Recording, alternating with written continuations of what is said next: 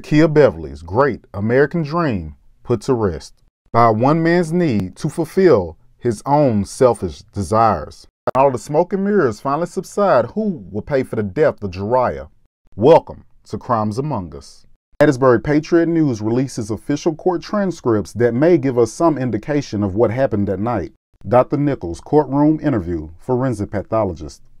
Well, first of all, you can't tell it all just by looking at a bruise how long it's been there, and the best we can do is use a histology to give us some idea about how long it's been there. And the body has a healing process that occurs in a predictable fashion, including in this case the red blood cells. Once they get out of the blood vessels where they will tend to break apart, and there's no evidence here that the red blood cells had broken apart.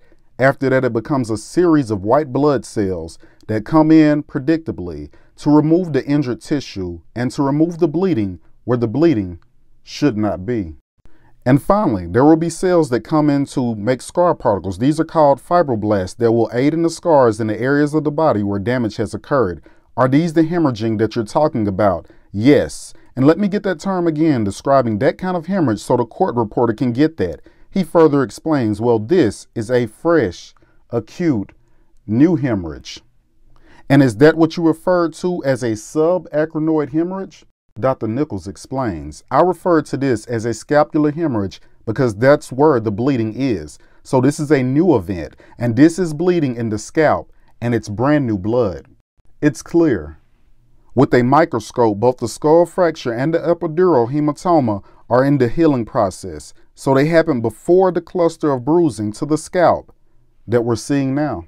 Based on your experience and knowledge, this child receiving this blow, what if any effect would that have had on that child receiving that blow that you're looking at there on S-16? Well, obviously, the child could have been made unconscious.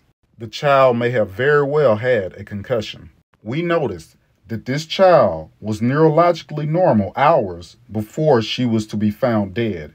She was walking, moving around, being held by people, not crying and moving. She was neurologically not impaired by that injury hours before her death.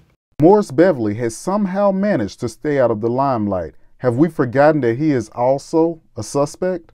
When all of the smoke and mirrors subside, who do you stand with? Justice for Jariah. Take a second to click this link and follow me on YouTube for more on Crimes Among Us.